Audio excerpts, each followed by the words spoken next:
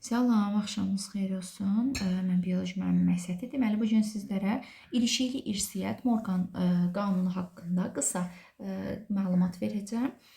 Deməli, ilişikli irsiyyat Morgan qanunu nədir? Morgan kimdir? Bilirik ki, irsiyyatda genlərin, əlamətlərin irsən nəslə ötürülməsi Morgan üçün maraqlı olmuşdu.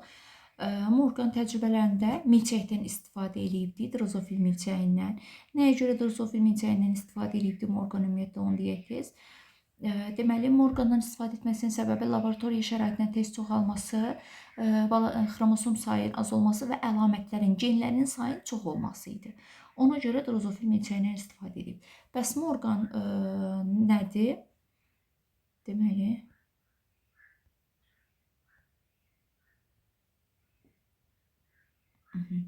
Deməli, keçək. Morgan qanunu nədir? Eyni bir xromosomda genlərin ilişikli surətdə nəslə ötürülməsi Morgan qanunu adlanır.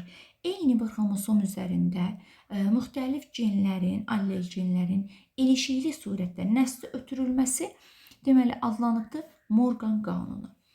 Genlərin sərbəst paylanması nədir bəs? Biz bunu Mendel qanunlarını keçəndə öyrənmişik. Genlər sərbəst surətdə paylanması müxtəlif allellərin, homoloji xromosomların müxtəlif cütlərində yerləşməsinə əsaslanır.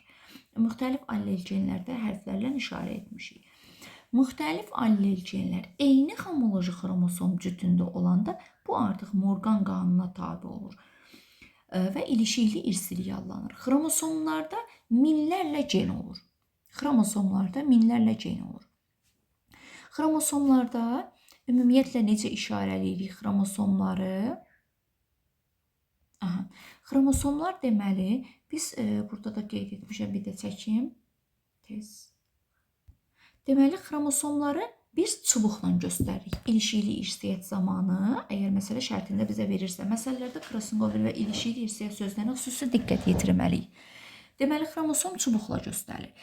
Çubuqların üzərində hərflər isə genləri işarə eləyir. Çubuqlar üzərində dediyimiz kimi xromosomlarda minlərlə gen ola bilər. Xromosom üzərində deməli minlərlə genlər yerləşir və oradakı hərflərin heterozigot, homozigot sayından asılı olaraq əmələ gətirdiyi qamətlər necə olur? İndi ona baxaq. Əgər bizə burada tutaq ki, veribdir bir dənə xromosom və üzərində iki tipdə qeyri-allel gen verib xromosom üzərində, bunlar bizim qeyri-allel genlərimizdir.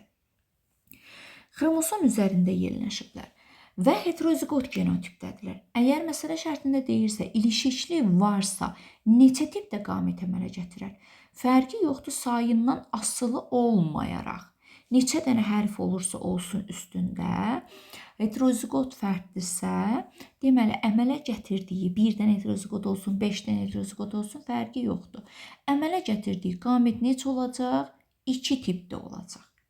Əgər ilişiklidirsə, məsələ şərtində, biz bunu monohibrid çarpazlaşma kimi aparırıq.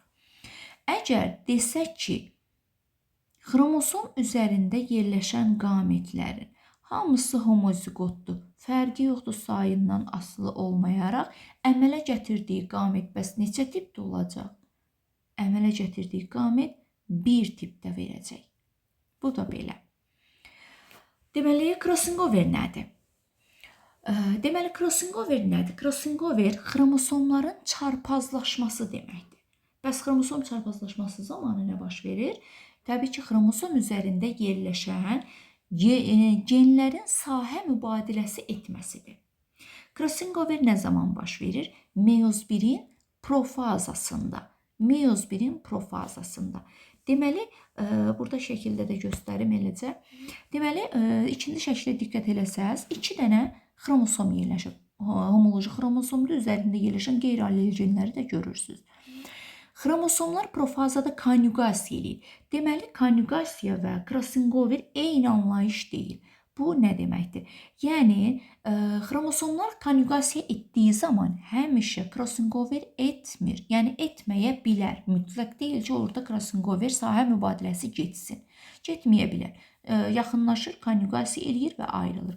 Crossover getmir. Şərtdə qeyd eləyir zaten məsələlərdə ki, crossover varmı, yoxmu? Məsələmizdə burada xromosomlarımızı görürük ki, A, B, C, D. B-də konjugasiya gedir, C-də artıq crossover baş verdi. Crossover zamanı 2 dənə gen sahəsi mübadiləsi getdiyinə görə 2 müxtəlif tipdə valideyndən fərqli formada qametlər əmələ gəldi. Rekombinant qametlərdir. Fərqli formada qametlər əmələ gəldi. Baxın, crossover budur. Crossover nədən asılıdır? İndi o haqda danışacağım. Crossover genlər arasındakı məsafədən düz mütənasib asılıdır. Yəni,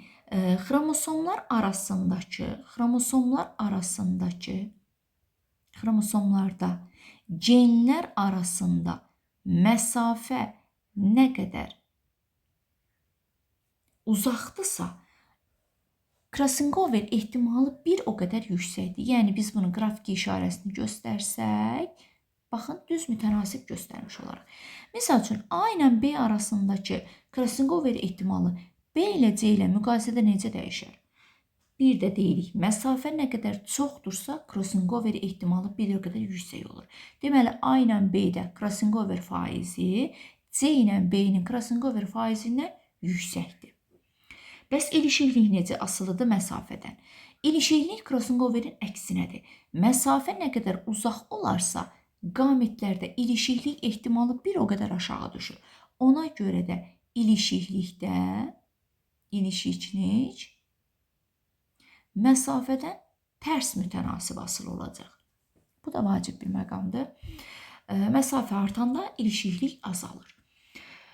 Məsələ həlli zamanı şərtdə ilişiklik varsa, crossover yoxdur deyirsə, çarpazlaşmanı monohibrid kimi apara bilərik. Genlər xromosomlarda ilişikli qruplar əmələ gətirir.